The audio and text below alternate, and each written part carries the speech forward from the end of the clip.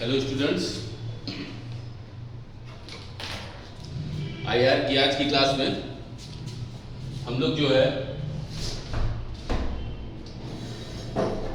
विकसित और विकासशील देशों की नीतियों के बारे में अध्ययन करेंगे। मैं आपको जैसा कि पहले भी बता चुका हूं कि जो वर्तमान का जो आप परिदृश्य देखते हैं अंतर्राष्ट्रीय राजनीति में, वह प्रारंभ में कई वर्षों तक शक्ति संतुलन की अवधारणा पर चलता रहा और वर्तमान परिप्रेक्ष्य को भी अगर देखें तो जो इतिहास चला आ रहा था वह फिर से एक बार उसी पथ पर अग्रसर है जो शक्ति संतुलन की अवधारणा पर आधारित था। प्रथम विश्व युद्ध की अगर बात की जाए तो ब्रिटेन यूरोप का नेता होता था, या कहें तो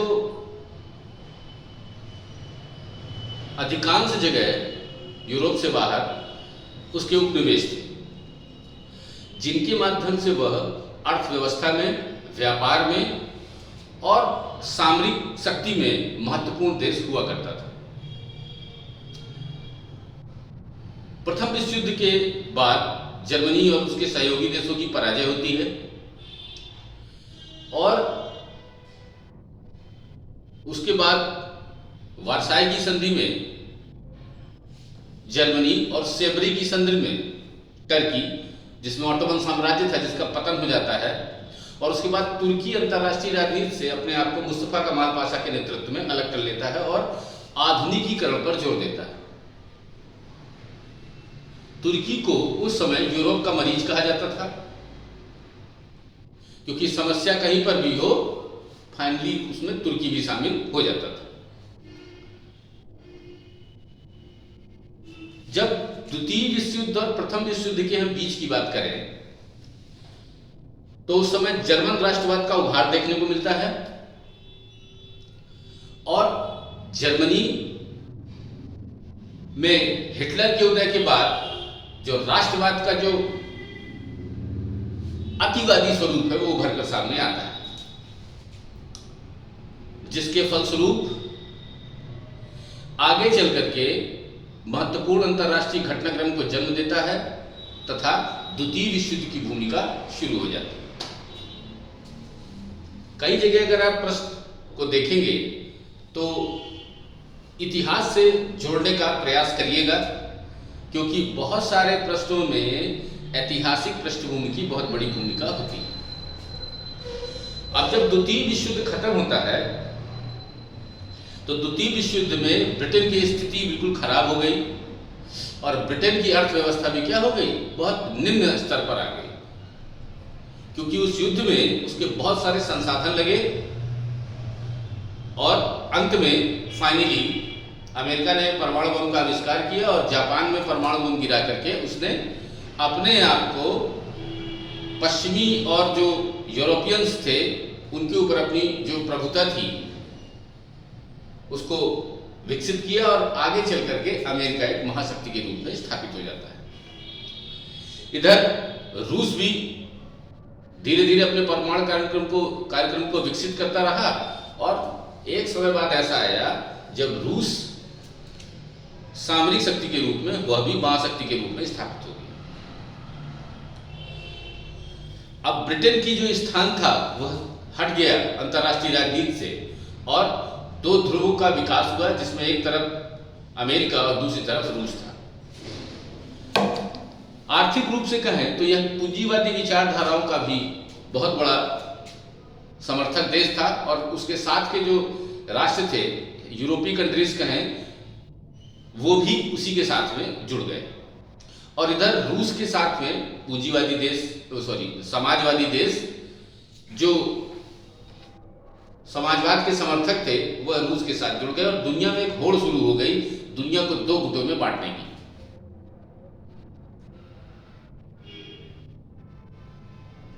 अब अगर नवीन स्वतंत्र राष्ट्रों की बात की जाए तो नवीन स्वतंत्र राष्ट्रों के सामने एक समस्या थी कि हम अपनी विदेश नीति का निर्धारण किस प्रकार करें।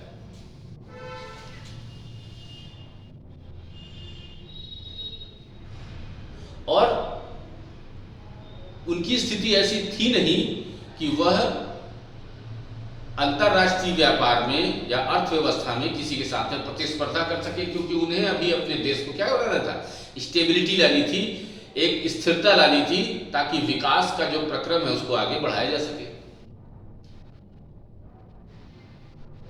इसी क्रम में भारत जैसे देश ने मिस्र और यूगोस्लाविया के साथ मिलकर के एक संगठन का गठन किया, जिसको नॉन अलाइंड मूवमेंट या नैम, जिसको गुट निरपेक्ष आंदोलन कहते हैं। इसको संगठन कहें तो ठीक नहीं लगता है, क्योंकि यह एक ऐसा समूह था जो किसी भी गुट में शामिल होने का विरोध करता था, कहता था कि हम तटस्थ हैं, हम ना अमेरिका के ग्रुप में है ना हम रूस के ग्रुप में, हमको अपना विकास करना है और अर्थव्यवस्था के जो नए आयाम हैं उनको प्राप्त करना है। तो इस तरह से अंतरराष्ट्रीय स्तर पर बहुत सारी जो समस्याएं हैं विकसित और विकासशील देशों में, और उनके जो नीतियां हैं उनको हम लोग क्या करेंगे, अध्ययन करेंगे और लिखेंगे, ताकि आंसर लिखने में हमको क्या मिल सके, मदद मिल सके। तो आइए उन बातों को हम लोग जैसे है वैसे ही लिखना हम लोग क्या करते हैं, शुरू करते हैं।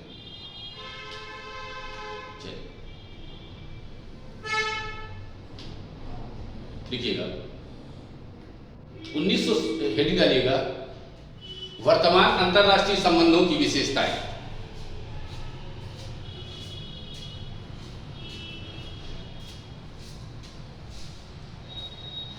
लिखिएगा 1970 के दशक की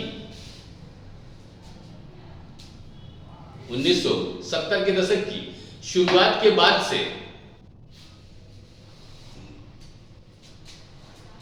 दुनिया में लगातार बड़े बदलाव हुए हैं।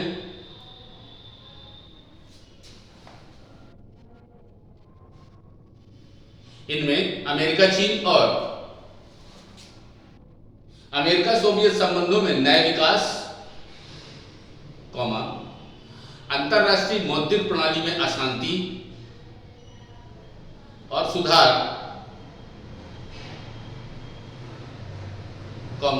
मध्य पूर्व युद्ध और आगामी तेल संकट, अंतरराष्ट्रीय अर्थव्यवस्था में विभिन्न कठिनाइयों का तेज होना और स्थिति में भारी बदलाव शामिल है।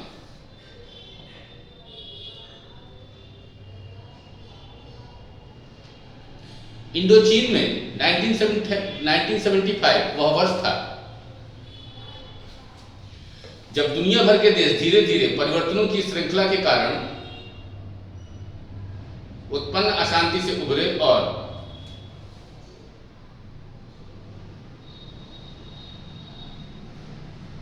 अंतरराष्ट्रीय संबंधों के विभिन्न पहलुओं में पुनः समायोजन करने की दिशा में कदम स्पष्ट हुए। इसलिए इस दशक के मध्य बिंदु पर 1970 के दशक की शुरुआत से लेकर आज तक की अवधि पर केंद्रित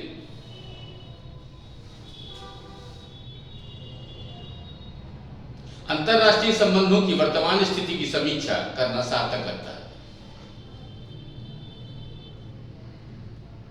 ताकि यह देखा जाए कि इसमें क्या क्या विशेषताएं रही हैं। यही करिएगा।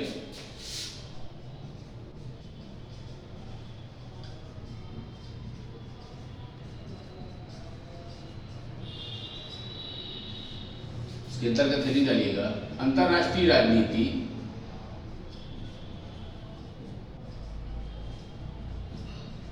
की विविधता व जटिलता।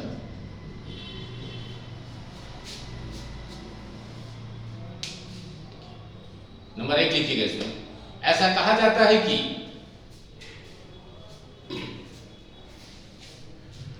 कि दुनिया बहुध्रुवीकरण के युग में प्रवेश कर चुकी है।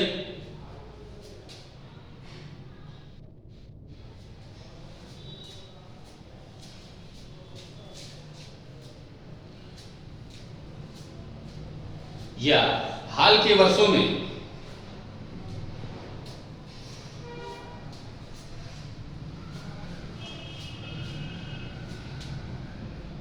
अंतरराष्ट्रीय संबंधों में विविधता आ गई है।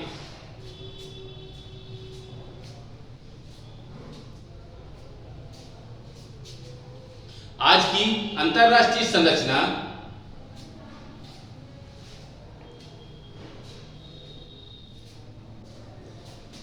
के विविधीकरण में योगदान देने वाले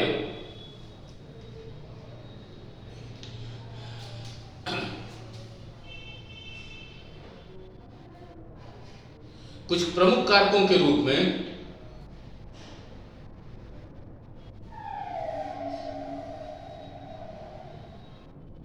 निम्नलिखित का हवाला दिया जा सकता है।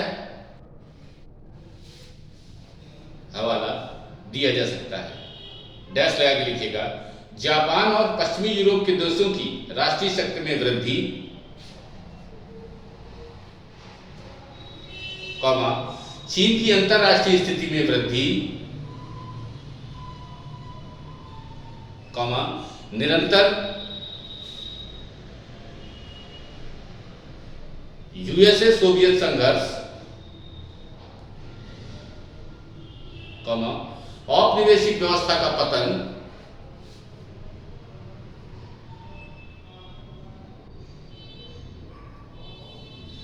दक्षिण के देशों में बढ़ता राष्ट्रवाद और आत्मपुष्टि, और पूर्व कॉमा पश्चिम और दक्षिण के देशों में समान रूप से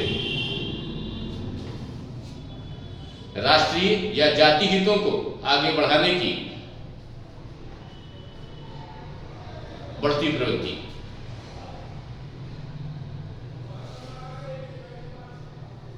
इसके अलावा विदेश नीति में कई देशों के लिए उपलब्ध विकल्प इस तथ्य के परिणाम स्वरूप बढ़ गए हैं कि पूर्व और पश्चिम के बीच युद्ध छिड़ना लगातार कठिन हो गया है। कई वर्ष के शीत युद्ध के बावजूद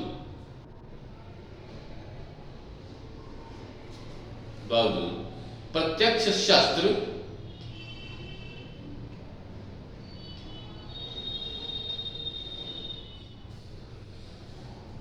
संघर्ष पूर्व और पश्चिम के बीच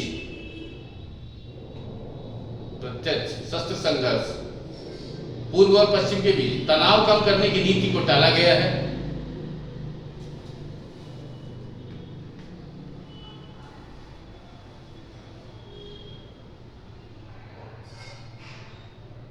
और हाल के वर्षों में पूर्व और पश्चिम ने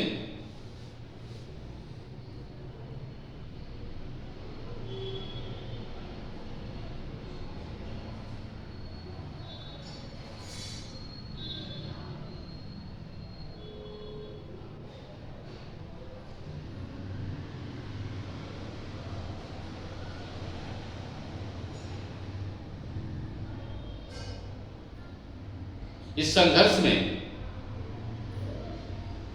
महत्वपूर्ण भूमिका निभाई। इसके अलावा अंतर्राष्ट्रीय आर्थिक समस्याओं के सापेक्ष महत्व में वृद्धि और इस तथ्य के कारण कि राष्ट्रों के बीच परस्पर निर्भरता की तीव्रता के साथ आर्थिक समस्याएं राजनीतिक मुद्दे बन जाती हैं, अंतर्राष्ट्रीय संबंध और जटिल हो गए। संयुक्त राज्य अमेरिका और रूस तथा उनके द्विपक्षीय संबंधों का महत्व आज भी विश्व राजनीति में प्रमुख है। हालांकि ऐसी दुनिया में जहां परस्पर निर्भरता बढ़ गई है और विभिन्न देशों के हित आपस में इतने गहराई से जुड़े हैं, यहां तक कि एक महान शक्ति भी विभिन्न समस्याओं को अपने दम पर संभालने की क्षमता में सीमित है। इसलिए यह कहा जा सकता है कि द्विपक्षीय और बहुपक्षीय सहयोग और संवाद की आवश्यकता समकालीन अंतर्राष्ट्रीय समुदाय का एक तार्किक परिणाम है।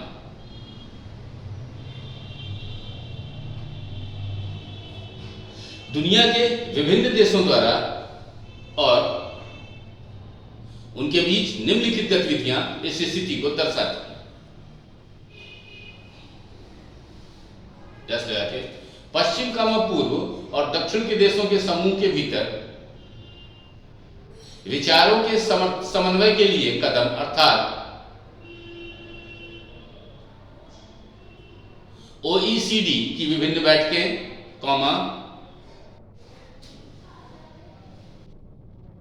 गुट निरपेक्ष देश, SAARC, ASEAN, OPEC, oil and petroleum exporting countries. अभी आगे हम लोग इन सब पर चर्चा करेंगे। ओपेक के राष्ट्राध्यक्षों और मुख्यमंत्रियों का सम्मेलन, पूर्व पश्चिम संवाद जिसमें यूरोप में सुरक्षा और सहयोग पर सम्मेलन, और यूएसए व रूस के बीच सामरिक हथियार सीमा वार्ता,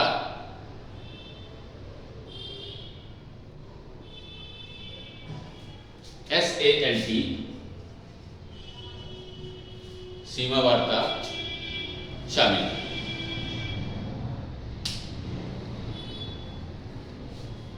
उत्तर और दक्षिण के बीच संवाद जिसमें अंतर्राष्ट्रीय आर्थिक सहयोग सम्मेलन और व्यापार व विकास पर संयुक्त राष्ट्र सम्मेलन, जिसको आप अंकटाड कहते हैं, United Nations conference on trade and development शामिल है। देखिएगा, विभिन्न सामूहिक सुरक्षा समझौतों का अस्तित्व और विभिन्न संयुक्त राष्ट्र प्रायोजित सम्मेलन कच्चे माल, पर्यावरण, भोजन, जनसंख्या और आवास जैसे मुद्दों पर खुद को संबोधित करते हैं।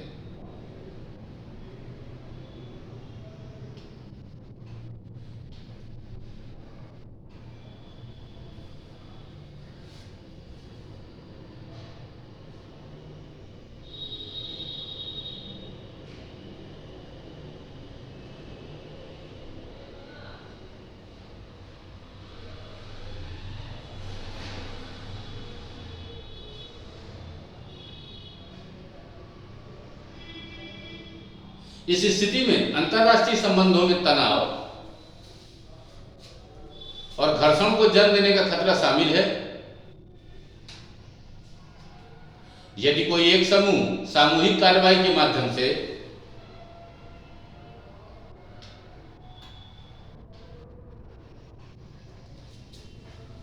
दूसरे की उपेक्षा करके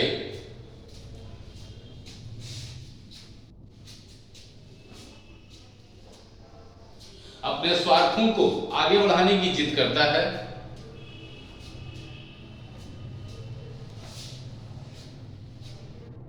या मौजूदा स्थिति में तत्काल और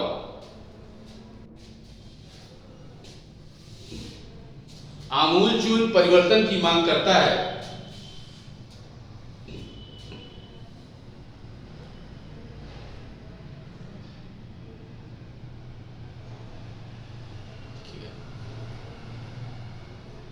अंतर्राष्ट्रीय समुदाय में संबंधों का एक नया और अधिक जटिल नेटवर्क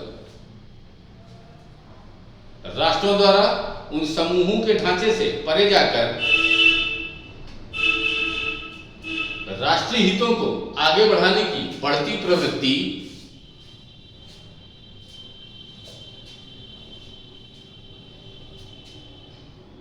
के परिणाम स्वरूप उभर रहा है,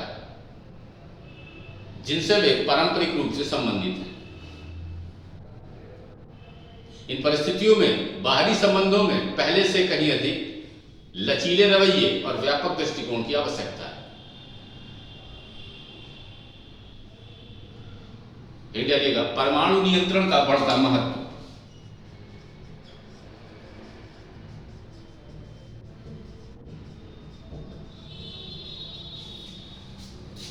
इसके अंतर्गत लिखिएगा नंबर 1,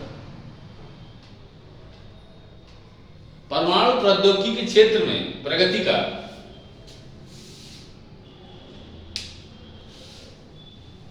वर्तमान अंतर्राष्ट्रीय संबंधों की प्रकृति पर बुनियादी प्रभाव पड़ता है।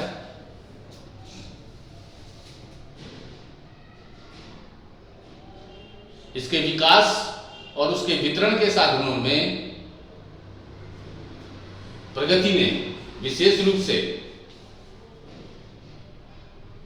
सुरक्षा की अवधारणा में मूलभूत परिवर्तन लाए हैं।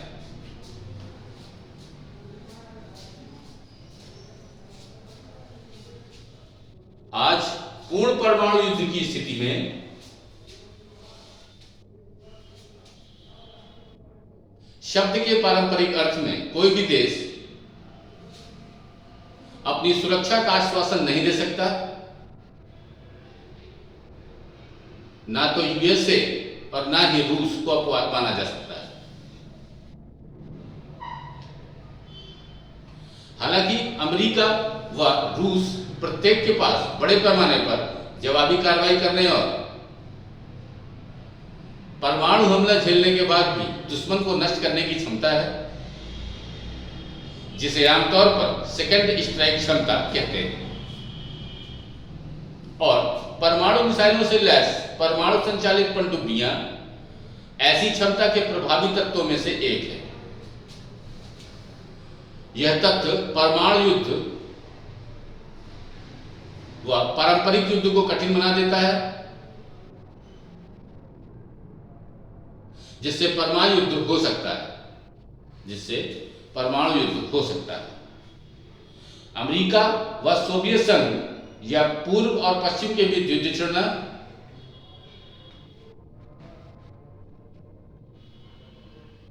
जिसमें संबंधित महाशक्तियों के सहयोगी शामिल हैं,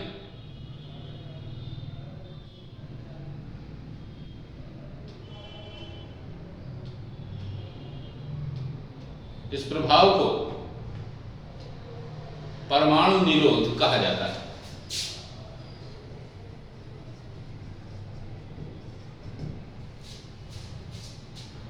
सेकंड नंबर लिखिएगा इसी में, इस बात से इनकार नहीं किया जा सकता है कि यह परमाणु निरोध पूर्व व पश्चिम के बीच प्रत्यक्ष सशस्त्र संघर्ष को रोकने और दोनों पक्षों के बीच संतुलन बनाए रखने में एक बुनियादी कारक रहा है।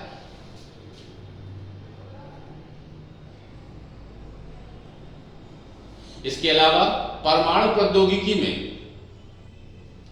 प्रगति में परमाणु प्रसार का खतरा शामिल है। यह उम्मीद की जाती है कि विज्ञान व प्रौद्योगिकी में प्रगति ऊर्जा के स्रोतों को सुरक्षित करने की आवश्यकता और विभिन्न देशों में राष्ट्रवाद के उदय के कारण परमाणु प्रौद्योगिकी रखने वाले देशों की संख्या धीरे धीरे बढ़ेगी।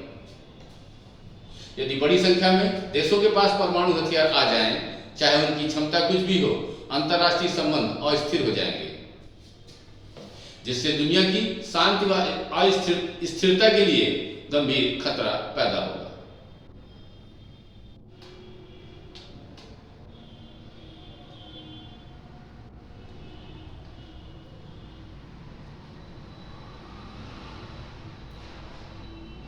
जाइएगा पूर्व पश्चिम संबंधों को स्थिर करने की दिशा में प्रयास।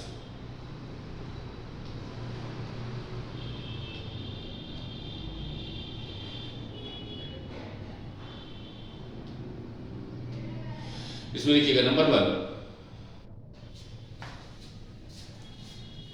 1960 के दशक के मध्य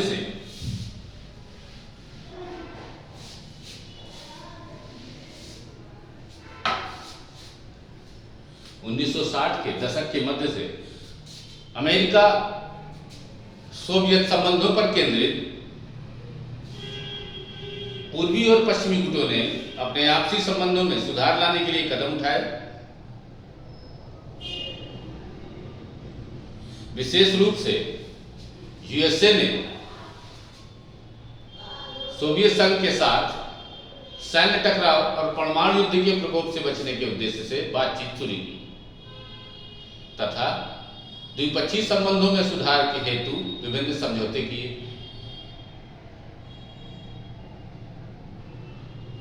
एशिया में 1972 के बाद अमेरिका चीन संबंधों में हुई प्रगति, साथ ही जापान में सुधार,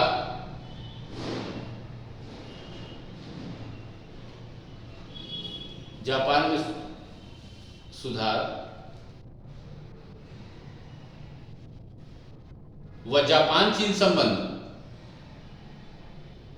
स्थिति को ठीक करना कारक रहा। हालांकि कोरियाई प्रायद्वीप और दक्षिण पूर्व एशिया में संभावित अस्थिरता के कारकों की उपस्थिति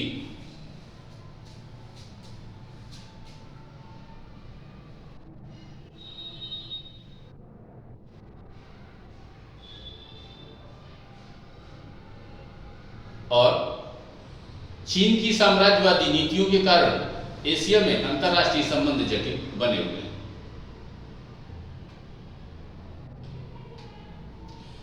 यूएसए, रूस और सोवियत संघ लिखिएगा। यूएसए, सोवियत संघ और यूरोपीय देशों पर केंद्रित पूर्व पश्चिम संबंधों में इन कदम को आमतौर पर डिटेंट या तनाव में छूट कहा जाता है। डिटेंट या तनाव में छूट कहा जाता है।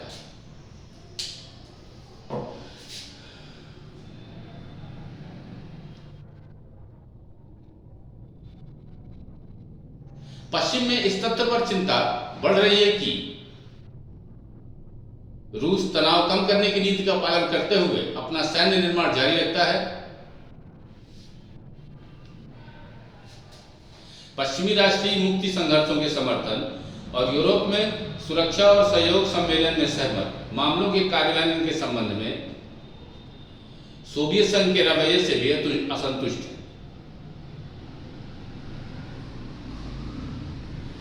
जिस कारण पूर्व पश्चिम संबंधों के विकास में असफलताएं देखी जाती हैं।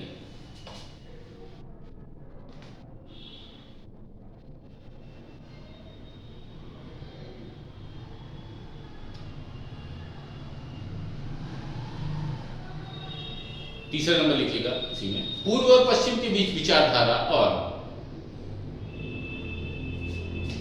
सामाजिक प्रणालियों में मतभेद बने रहेंगे।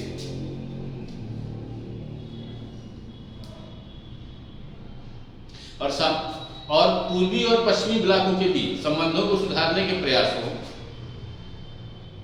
में कई बुनियादी मतभेद हैं,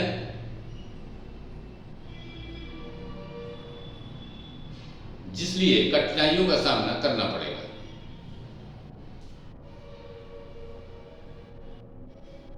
हालांकि वैश्विक शांति के लिए ये संबंध अत्यंत महत्वपूर्ण है, इसलिए संबंधों को स्थिर रखने का प्रयास अंतरराष्ट्रीय शांति के लिए एक अनिवार्य शर्त है। अगली हेडिंग लगेगा, उत्तर दक्षिण संबंधों का बढ़ता महत्व।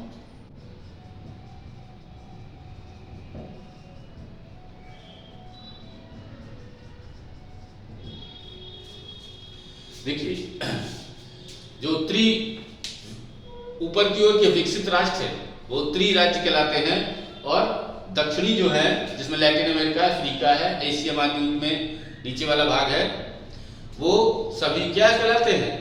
दक्षिण राष्ट्र कहलाते हैं। ठीक है, तो इनके संबंधों की बात की जाए जरा सा, क्योंकि अगर विकसित और विकासशील देशों में जो समस्याएं हैं और जो उनकी स्थितियां हैं वह इन संबंधों को पढ़ने से ज्यादा स्पष्ट होंगी। लिखिएगा जरा इसमें, उत्तर दक्षिण संबंधों में मूल मुद्दा यह है कि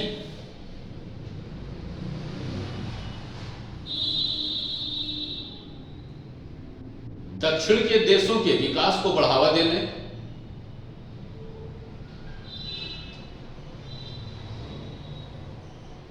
और इन देशों में आय के स्तर को बढ़ाने के लिए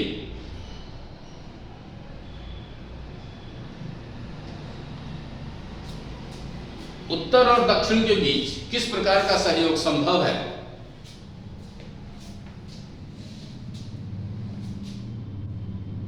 पैराग्राफ चेंज करके लिखिएगा। दक्षिण के देशों ने अपने प्रयासों को अपने अपने राष्ट्रीय विकास पर केंद्रित किया है और इस उद्देश्य से सहायता प्राप्त करने और अपने व्यापार का विस्तार करने की कोशिश की है। फिर भी विकास हासिल करने में असंख्य कठिनाइयां हैं और उत्तर व दक्षिण के बीच आर्थिक अंतर बहुत अधिक हो गया है। दक्षिणी देश इस स्थिति से बहुत असंतुष्ट महसूस कर रहे हैं और उन्होंने उत्तर के समक्ष धन और आय के पुनर्वितरण की दृष्टि से अंतर्राष्ट्रीय आर्थिक व्यवस्था में भारी बदलाव की व्यापक मांगें प्रस्तुत की।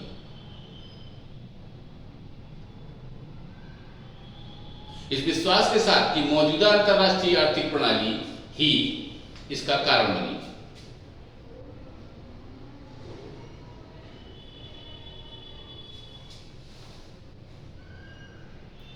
हालांकि उत्तर को ऐसी मांगों को पूरी तरह से स्वीकार करना बेहद मुश्किल लगता है।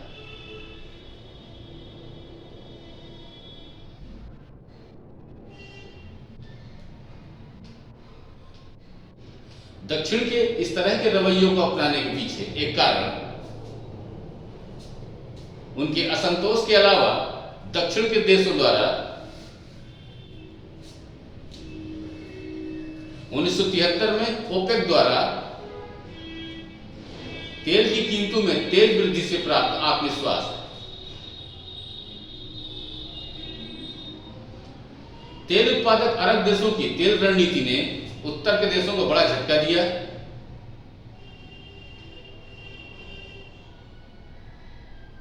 यह तथ्य भी उतना ही महत्वपूर्ण है कि दक्षिण में स्वतंत्र राज्यों की संख्या अब 100 से अधिक है, जो यूनाइटेड नेशंस यानी संयुक्त राष्ट्र के सभी सदस्यों के 2/3 से अधिक है और वे संख्यात्मक श्रेष्ठता की ताकत का प्रदर्शन करने आए हैं। नेक्स्ट नंबर इसी में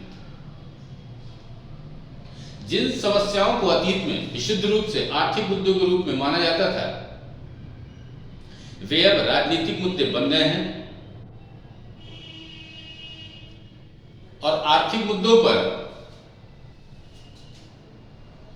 अंतर्राष्ट्रीय सम्मेलन में राजनीतिक सवालों को चर्चा में लाया गया है। इस प्रकार उत्तर दक्षिण संबंधों के आर्थिक और राजनीतिक पहलू आपस में गहराई से जुड़ गए।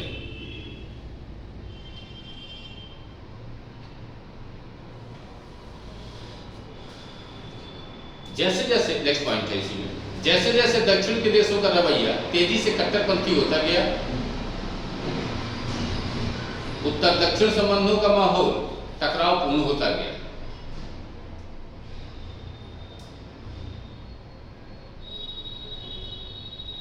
हालांकि तेल संकट और अन्य कारकों के कारण वैश्विक स्तर पर आर्थिक उथल-पुथल की प्रक्रिया के माध्यम से उत्तर व दक्षिण दोनों को यह एहसास हुआ कि विश्व अर्थव्यवस्था को सुचारू विकास बनाए रखने के लिए उत्तर व दक्षिण के बीच यथार्थवादी सहयोग की आवश्यकता है।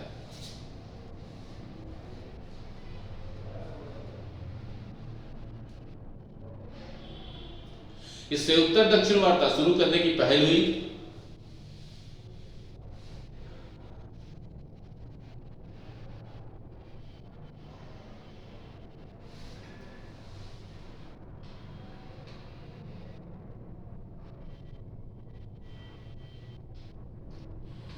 उन्नीस 1975 में विकास और अंतर्राष्ट्रीय आर्थिक सहयोग पर यूएन महासभा में 7वें विशेष सत्र में उत्तर व दक्षिण के बीच इस समझौते की बात सामने आई और तब से ऐसे मंचों पर उत्तर दक्षिण के बीच बातचीत जारी है। अंतर्राष्ट्रीय आर्थिक सहयोग सम्मेलन और अंकटाड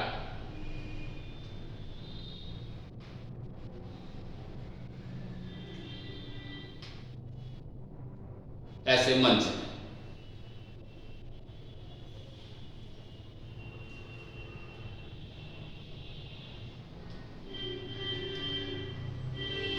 लिखिएगा।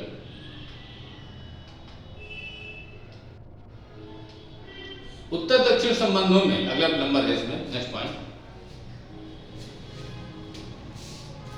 पूर्व पश्चिम संबंधों का भी एक पहलू शामिल है।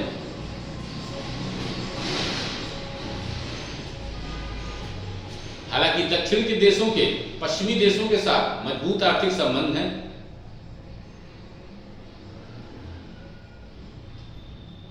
फिर भी उन्हें पूर्व या पश्चिम से राजनीतिक रूप से जुड़े बिना स्वतंत्र राजनीतिक रुख अपनाने की प्रवृत्ति बढ़ रही है। नेक्स्ट पॉइंट, गुटनिरपेक्षता का सिद्धांत ऐसी प्रवृत्ति की अभिव्यक्ति है और गुटनिरपेक्ष राष्ट्रों के सम्मेलन के सदस्य इसे तीसरी राह पर आगे बढ़ाने के लिए राजनीतिक कार्यवाही का एक सामान्य आधार बना रहे हैं, जो सिद्धांत रूप में ना तो पूर्व द्वारा अपनाई गई है ना ही पश्चिम द्वारा, चाहे उनकी वास्तविक व्यक्तिगत स्थिति कुछ भी हो। इस तरह के कदम दक्षिण के देशों की अंतरराष्ट्रीय आर्थिक मांगों से जुड़े हुए हैं और भविष्य में अंतरराष्ट्रीय राजनीति में अपेक्षाकृत अधिक महत्व होने की उम्मीद है।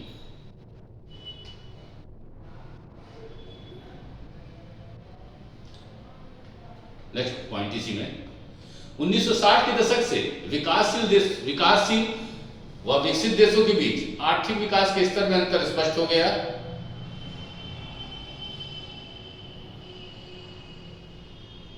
तेल संकट के बाद ये मतभेद बढ़े हैं और तेल उत्पादक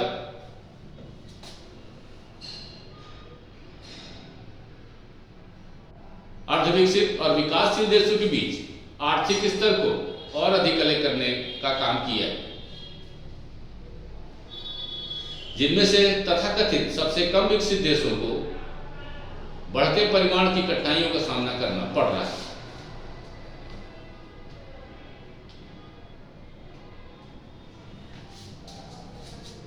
हालांकि दक्षिण के देशों के बीच एकजुटता को गहरा करने के लिए कदम उठाए गए हैं।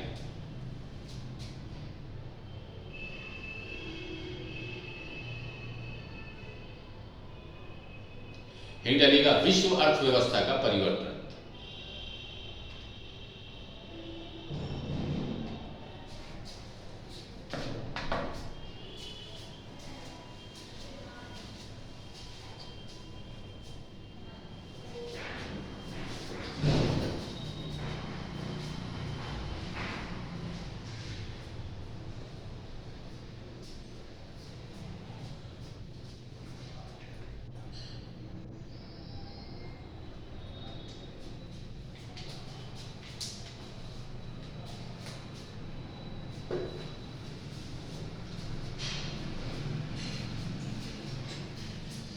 देखिएगा इसमें, द्वितीय विश्व युद्ध के बाद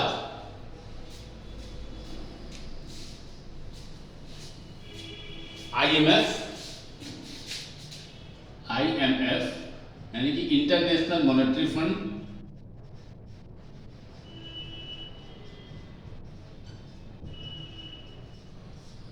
तथा GATT GATT general agreement on trade and tariff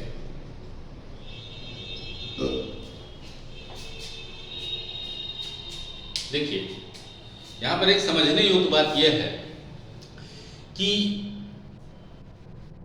जब द्वितीय विश्व युद्ध समाप्त होता है और यूएनओ की स्थापना होती है 1945 में, तो उसी समय दो संगठन और बनाए जाते हैं, जिसको आप वर्ल्ड बैंक कहते हैं, जिसको पहले IBRD कहते हैं, IBRD, ठीक है, international bank for reconstruction and development, ठीक, उसी को वर्ल्ड बैंक कहा जाता है, ठीक है। और IMF दूसरा, और एक और संस्था की बात थी जो अंतरराष्ट्रीय व्यापार को क्या करेगी, मैनेज करेगी। हालांकि उस समय उस संस्था की स्थापना नहीं हो पाई, जिसको आईटीओ इंटरनेशनल ट्रेड ऑर्गेनाइजेशन कहा जा रहा था, लेकिन वो संगठन उस समय स्थापित नहीं किए जा सके। आगे चल करके गैट की स्थापना हुई, लेकिन गैट उन अपेक्षाओं की पूर्ति नहीं कर पाया जो लोग आस लगाए थे आईटीओ से। इसलिए 1995 तक आते आते गैट की अवधारणा कमजोर हो गई और उसके बाद में 1995 में डब्ल्यूटीओ यानी कि वर्ल्ड ट्रेड ऑर्गेनाइजेशन की स्थापना हुई और उसके बाद लगातार डब्ल्यूटीओ का जो अंतरराष्ट्रीय व्यापार में जो उसको विभिन्न विकसित और विकासशील देशों की जो समस्याएं हैं उनको लगातार सुलझाने का प्रयास किया गया है। कभी बहुत ज़्यादा समस्याएं ही हैं, लेकिन कभी कभी देशों में गतिरोध दूर हुआ है और समझौता भी हुआ है। अगर हाल ही की बात करें, जो डब्ल्यूटीओ का 13वां मंत्री स्तरीय सम्मेलन अबू धाबी में हुआ है, उसमें भारत की बहुत सारी बातों को क्या किया गया है, स्वीकार कर लिया गया है।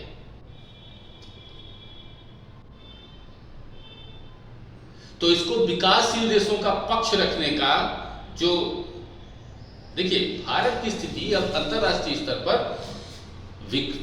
जो विकासशील राष्ट्र हैं उनके अग्रणी तौर पर हो गई और 2047 तक भारत विकसित राष्ट्र का जो आयाम है उसको प्राप्त करना है।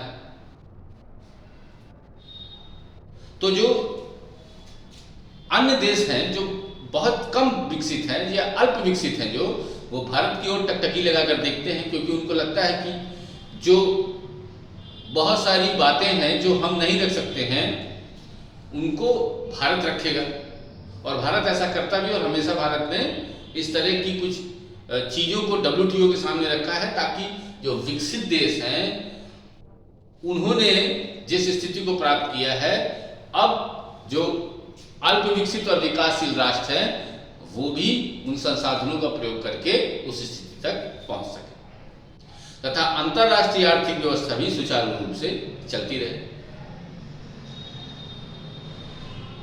तो लिखिए जरा इसमें आगे क्या लिखा, प्रणाली में सन्निहित मुक्त और खुली अर्थव्यवस्था के सिद्धांत के तहत विश्व अर्थव्यवस्था का विकास और विस्तार जारी रहा।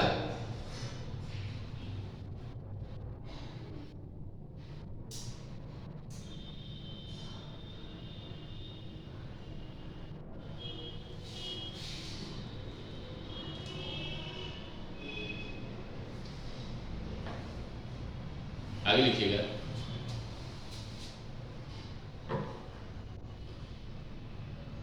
अगस्त 1971 में यूएसए द्वारा अपनाई गई आर्थिक नीति और 1973 के तेल संकट ने विश्व मौद्रिक और व्यापार व्यवस्था को गंभीर रूप से झटका दिया और विश्व अर्थव्यवस्था के परिवर्तन को गति दी।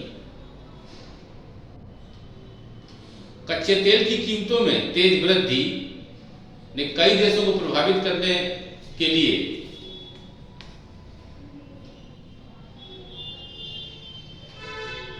गंभीर मुद्रास्फीति, मंदी और अंतरराष्ट्रीय भुगतान में असंतुलन का कारण बना और तेल उत्पादक देशों के राजस्व में तेजी से वृद्धि की, जिसके फलस्वरूप वित्तीय संसाधनों के वितरण में असंतुलन पैदा हुआ।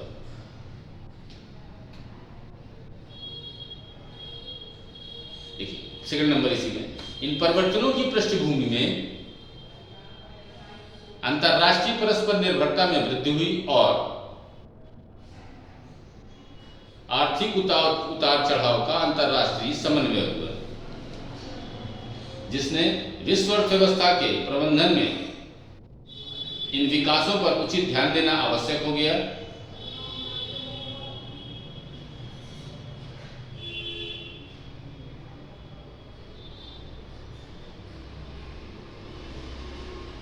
विभिन्न देशों की अर्थव्यवस्थाओं के आकार में वृद्धि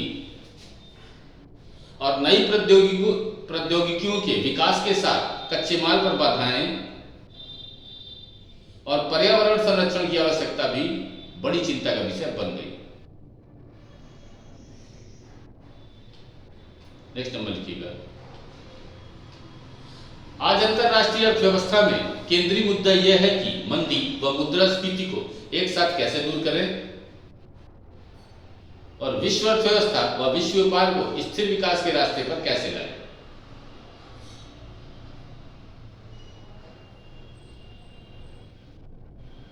सभी देशों के लिए यह आवश्यक है कि वे अपनी स्थिति, आर्थिक विकास के चरणों, स्वामित्व की डिग्री में अंतर को दूर करके अंतर्राष्ट्रीय सहयोग को बढ़ावा दें।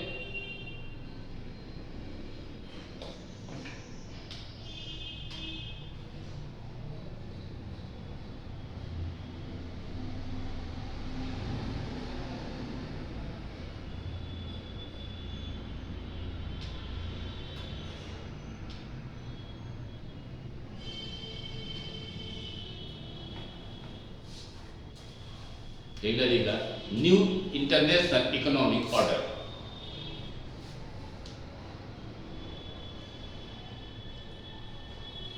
द्वितीय विश्व युद्ध की समाप्ति के बाद सभी नवोदित राष्ट्रों के सामने सबसे बड़ी समस्या आर्थिक विकास की थी। इन सभी राष्ट्रों की अंतरराष्ट्रीय संबंधों में स्वतंत्र भूमिका अदा करने के रास्ते में आर्थिक साधनों की कमी आड़े आई। अधिकतर नवोदित राष्ट्रों को अपने आर्थिक विकास के लिए विकसित देशों का मुंह ताकना पड़ा। विकसित देशों ने आर्थिक सहायता के नाम पर उनके ऊपर इतनी कठोर शर्तें लगा दी कि ये सभी देश एक एक करके नए प्रकार के साम्राज्यवाद के शिकार हो गए, जिसे आर्थिक साम्राज्यवाद या नव उपनिवेशवाद कहा गया।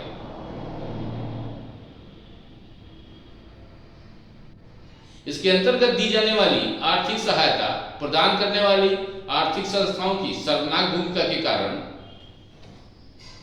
सभी नवोदित राष्ट्रों की आर्थिक स्थिति चिंताजनक होती गई। इससे विकसित व नवोदित विकासशील राष्ट्रों के मध्य आर्थिक संबंधों में गहरी खाई उत्पन्न हो गई। इसने अंतरराष्ट्रीय अर्थव्यवस्था को अधिक शोषणपूर्ण व भेदभावपूर्ण बना दिया और विकासशील देशों को इस अन्यायपूर्ण व्यवस्था के विरुद्ध आवाज उठाने को बाध्य किया।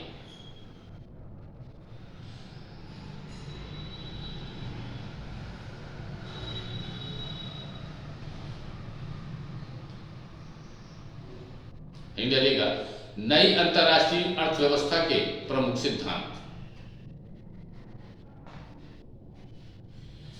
वर्तमान पक्षपातपूर्ण अंतरराष्ट्रीय अर्थव्यवस्था को समाप्त करके नई अंतरराष्ट्रीय अर्थव्यवस्था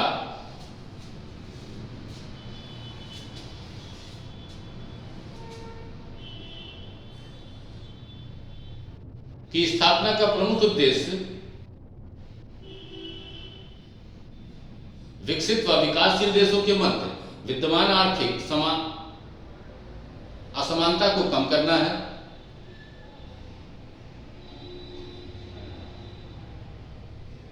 ताकि विकासशील देश भी आर्थिक विकास के रास्ते पर चल सके। इसमें निम्न बातें हैं। नंबर 1, विश्व मुद्रा प्रणाली का सामान्यीकरण करना।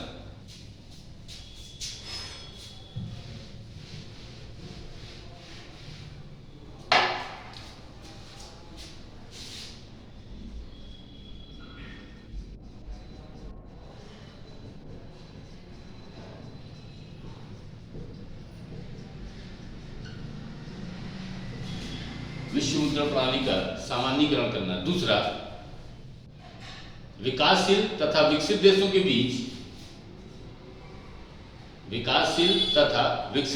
बीच विद्यमान तकनीकी भेद को कम करना।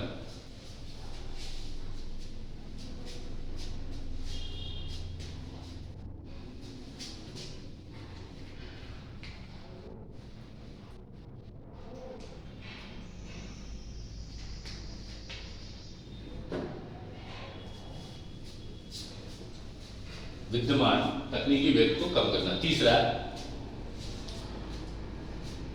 विकसित देशों द्वारा विकासशील राष्ट्रों के वित्तीय बोझ को कम करना।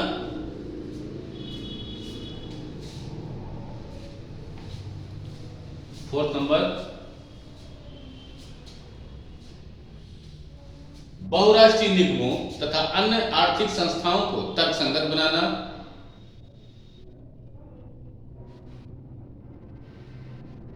नेक्स्ट पांचवा, विकासशील देशों को विकसित देशों के साथ व्यापार की वरीयता देना, छठवां, विकासशील देशों द्वारा उत्पादित औद्योगिक माल के निर्यात को प्रोत्साहन देना, सातवां, कच्चे माल की कीमत घटाना बढ़ाने की प्रवृत्ति का विरोध तथा कच्चे माल व तैयार माल की कीमतों में अंतर कम होना, और नेक्स्ट लास्ट नंबर आठवां, कच्चे माल तथा समस्त आर्थिक क्रियाकलापों पर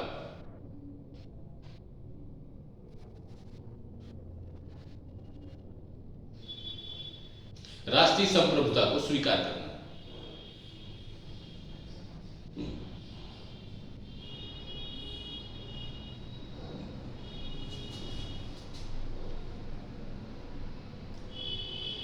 इस व्यवस्था की मांग सर्वप्रथम 1962 में आयोजित गुटनिरपेक्ष देशों के काहिरा सम्मेलन में उठाई गई। इसके बाद 1970 के लुसाका गुटनिरपेक्ष सम्मेलन में भी इसी बात को दोहराया गया।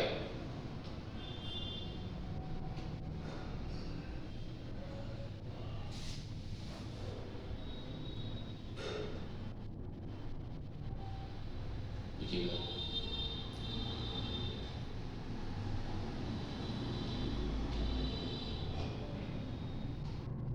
1981 में कैनकुन शिखर वार्ता में वे विकासशील व विकसित देशों के बीच विश्व अर्थव्यवस्था संबंधी वार्तालाप हुआ, लेकिन यह वार्ता उत्तर दक्षिण के आर्थिक संबंधों पर सर्वमान्य निर्णय तक नहीं पहुंच सकी। 1982 में नई दिल्ली में दक्षिण दक्षिण सहयोग को बढ़ाने के लिए एक बैठक हुई। इसमें सामूहिक आत्मनिर्भरता के सहयोग के महत्व को सर्वसम्मति से मान्यता देने के साथ यह सम्मेलन समाप्त हुआ। इसके बाद 1985 में पुनः यह बैठक हुई।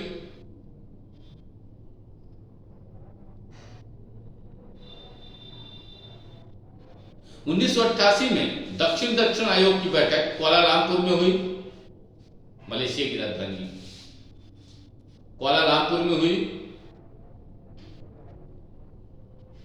इसमें विकासशील देशों की आर्थिक समस्याओं से लड़ने के लिए एक बहुमुखी रणनीति का निर्माण करने पर विचार हुआ। इसके बाद G15 ग्रुप ऑफ 15 कंट्रीज, जी का मतलब ग्रुप होता है, G15 देशों की बैठक 1990 में कुआलालंपुर में हुई। G15 विकासशील देशों का समूह है। इसमें दक्षिण दक्षिण सहयोग को मजबूत बनाने का प्रयास किया गया।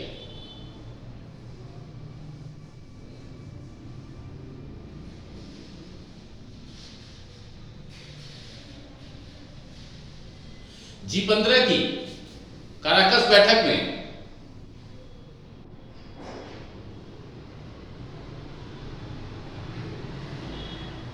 G7 के साथ निरंतर वार्तालाप को जारी रखने की वचनबद्धता को भी दोहराया गया।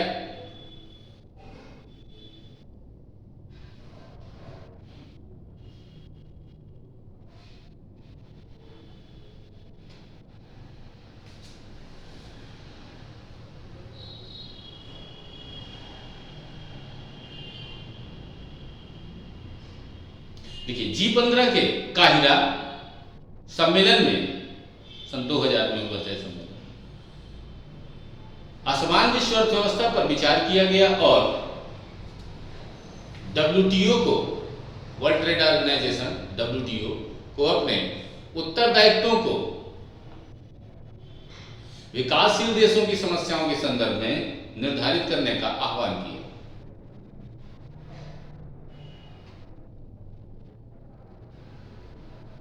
इस तरह G77 दक्षिण दक्षिण सहयोग G15 गुट निरपेक्ष सम्मेलन आदि द्वारा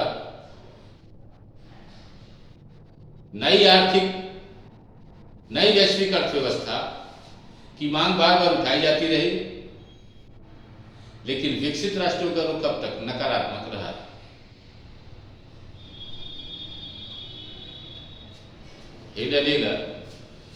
नई अंतरराष्ट्रीय व्यवस्था या नई अंतरराष्ट्रीय अर्थव्यवस्था की मांग के निर्धारक तत्व।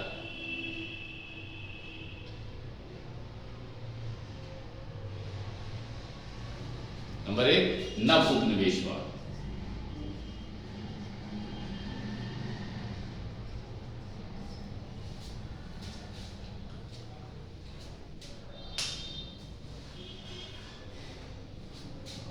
देखिए, जब द्वितीय विश्व युद्ध समाप्त हो गया तो नए नए स्वतंत्र राष्ट्रों का लगातार निर्माण होने लगा।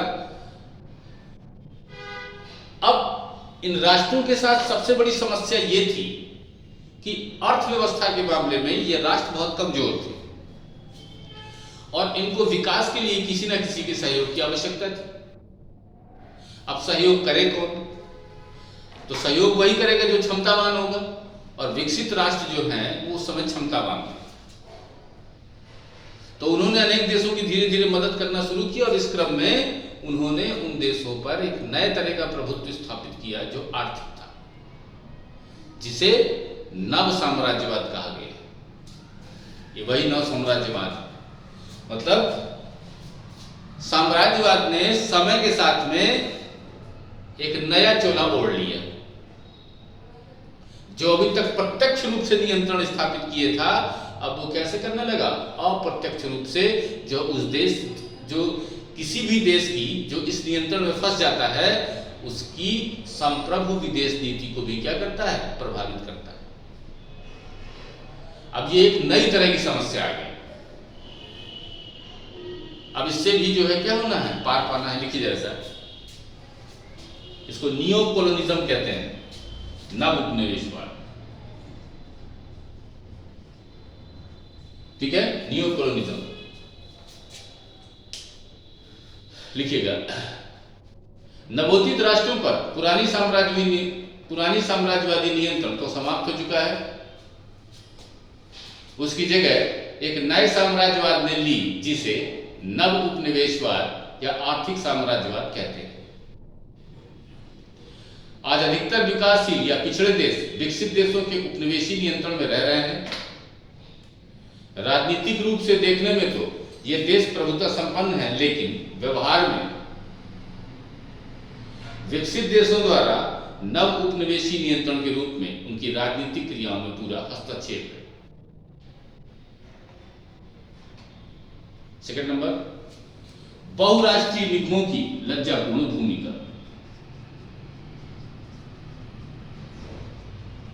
MNCs, multinational companies, multinational corporation है। ये निगम विकासशील राष्ट्रों की अर्थव्यवस्थाओं में दीमक की तरह प्रवेश कर रहे हैं और अपनी कार्यप्रणाली द्वारा उनकी अर्थव्यवस्थाओं को भारी नुकसान पहुंचा रहे हैं। अमेरिका, ब्रिटेन, फ्रांस, जापान आदि विकसित देशों के 800 बड़े बड़े MNCs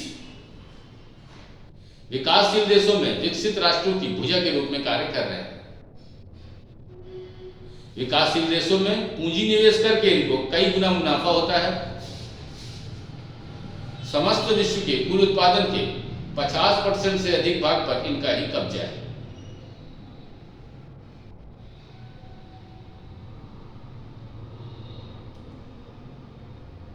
विकासशील देशों का भरपूर आर्थिक शोषण कर रहे हैं।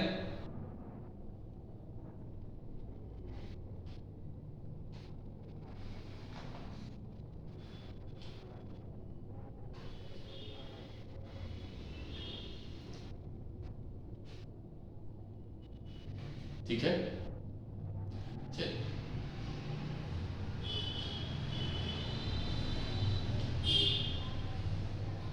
चौथा लिखिएगा,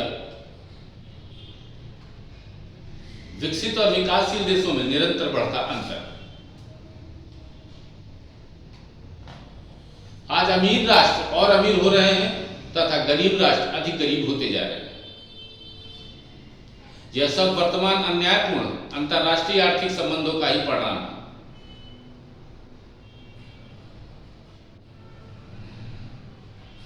ऊर्जा संकट ने विकसित देशों को उन्नत तकनीक के बल पर विकासशील राष्ट्रों का शोषण करने योग्य बनाया है, जिसने उत्तर दक्षिण अंतर को बढ़ाया है।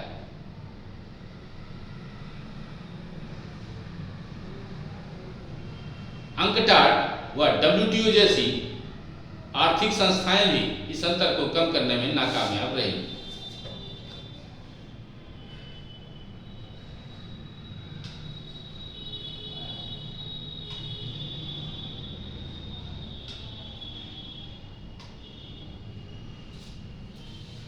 नेक्स्ट पॉइंट, पांचवा, विश्व के आय व साधनों का एक पक्षीय शोषण।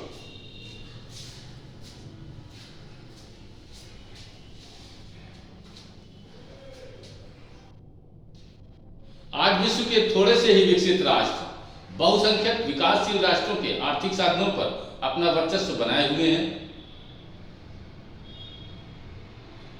तकनीकी ज्ञान के बल पर विकसित राष्ट्र आर्थिक साधनों पर अपने वर्चस्व का औचित्य ठहराते हैं।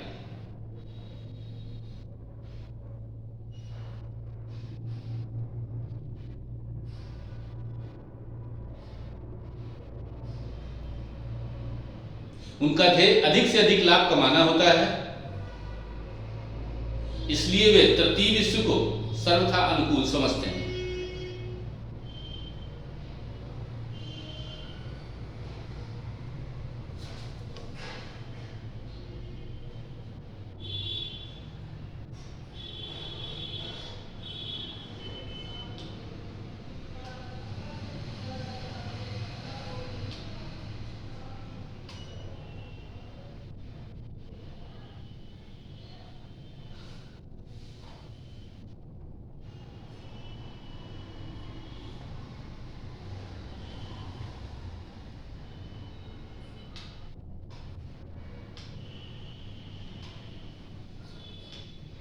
नेक्स्ट नंबर लिखिएगा, बढ़ती अंतर्निर्भरता। आज विश्व के विकसित व विकासशील राष्ट्रों में पारस्परिक निर्भरता में लगातार वृद्धि हुई है।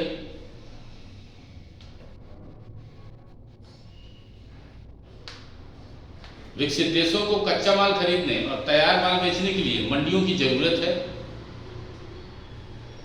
जिसे विकासशील देश ही पूरा कर सकते हैं।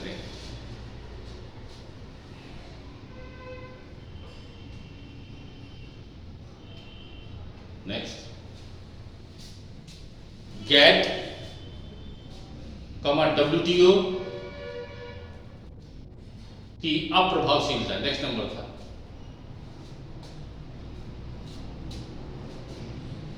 इन संगठनों का निर्माण इसलिए हुआ था कि बहुपक्षीय व्यापार को बढ़ावा मिले।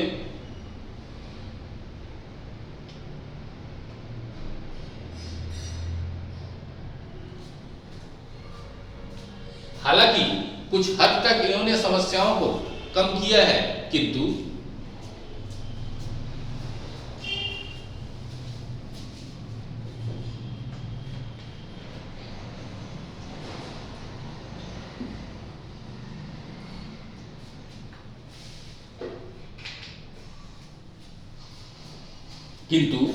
समस्याओं को पूरी तरह से हल करने में ये असफल सिद्ध हुए।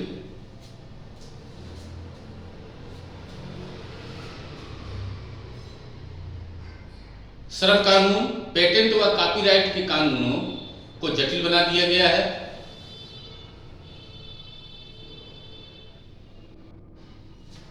और कृषि के मुद्दे पर लगातार WTO में भारत जैसे विकासशील देश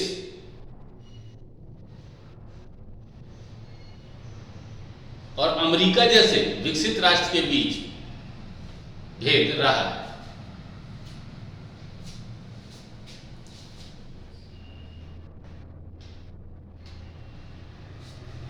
और लास्ट नंबर, नई अंतरराष्ट्रीय प्रवृत्तियां।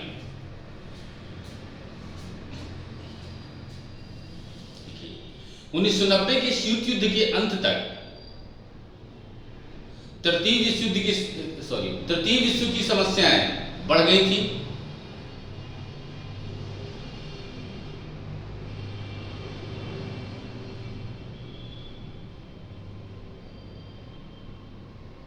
आज विकसित देशों का रुख पूर्वी यूरोप के देशों की ओर है।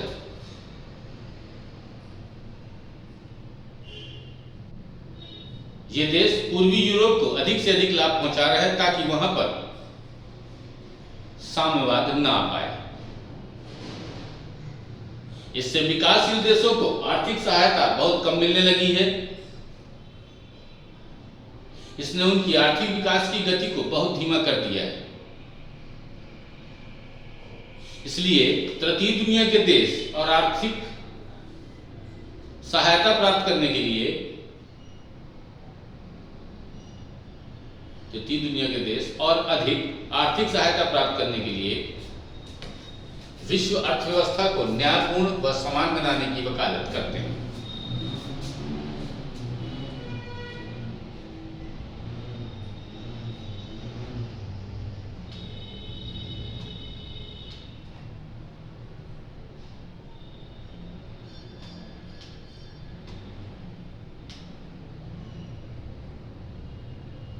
यही डालिएगा, नई अंतरराष्ट्रीय अर्थव्यवस्था के प्रमुख मुद्दे व धारणाएं।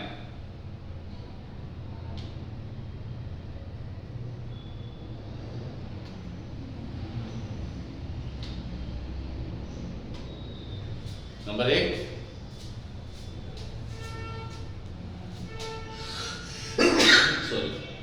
1, वर्तमान विश्व अर्थव्यवस्था में संस्थागत परिवर्तन।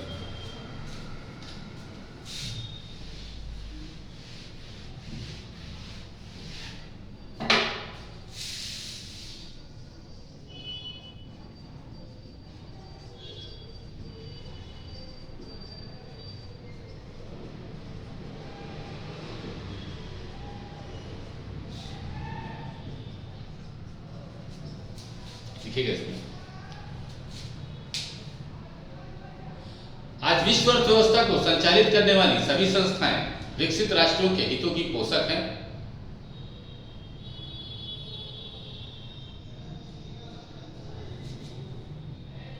इसलिए विकासशील देशों की यह बात ठीक है कि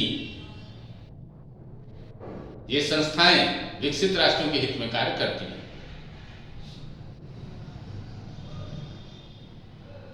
अतः इनका पुनर्गठन होना चाहिए। नेक्स्ट लिखिएगा, सेकंड नंबर, अंतरराष्ट्रीय अर्थव्यवस्था व व्यापार में संरक्षणवाद की नीति।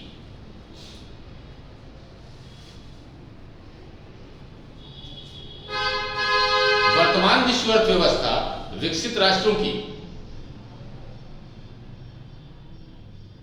संरक्षणवादी व्यापार नीति पर आधारित है। इस नीति के तहत विकसित देश विकासशील देशों के व्यापार पर मनमाने अंकुश लगाकर अप्रत्यक्ष रूप से उनके व्यापार को हानि पहुंचा रहे हैं।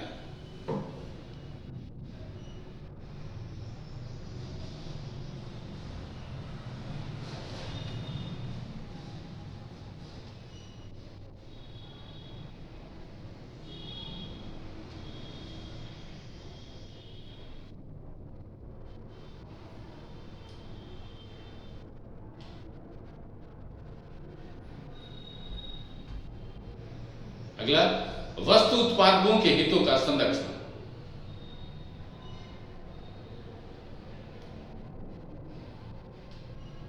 आधुनिक युग सार्वभौम पारस्परिक आत्मनिर्भरता का युग है। इसमें विकासशील देशों की भूमिका अत्यंत महत्वपूर्ण है, परंतु उनकी भूमिका को विकसित देशों की तुलना में कम आंका जाता है।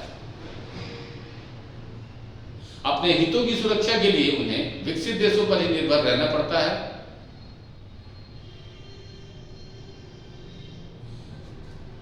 उनकी उत्पादित वस्तुओं को विकसित देशों की संरक्षणवादी व्यापारिक नीति तथा खुली प्रतियोगिता का सामना करना पड़ता है, अतः उन्हें असफलता हाथ लगती है।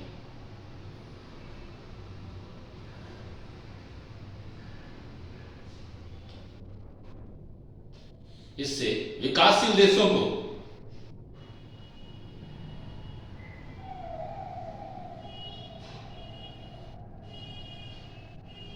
आर्थिक नुकसान होता है।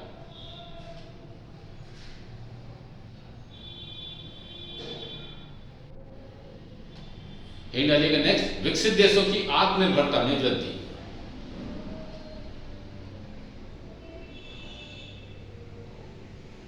आधुनिक विश्व अर्थव्यवस्था उनकी आत्मनिर्भरता को पारस्परिक निर्भरता में बदलेगी।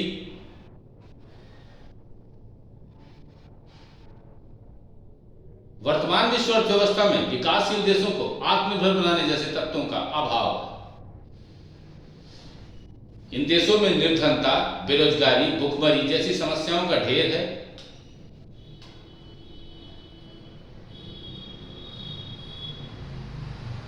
विकासशील देश एकजुट हो रहे हैं। वे चाहते हैं कि विकासशील देश पारस्परिक सहयोग की भावना के आधार पर भी अपनी निर्भरता में वृद्धि करें। नेक्स्ट, तकनीकी आदान प्रदान। विकासशील देशों में आर्थिक पिछड़ेपन का प्रमुख कारण उन्नत तकनीक का अभाव है।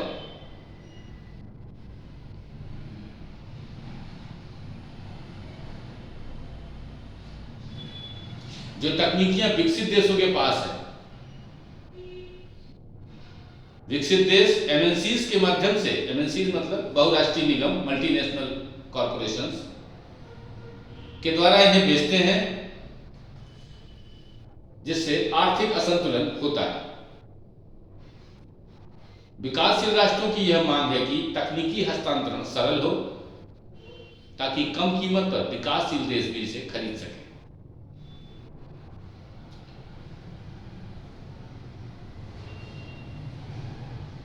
ठीक है, तो ये आपके कुछ पॉइंट हो गए जिन्हें आप लिख सकते हैं। ठीक है, तो इस तरह से हमने इसमें बहुत सारी बातें देखी, समझी, और नेक्स्ट क्लास में हम उन नीतियों पर चर्चा करेंगे जो इसके लिए क्या की गई, विशेष रूप से बनाई गई। ठीक है, तो मिलते हैं हम लोग अगली क्लास में।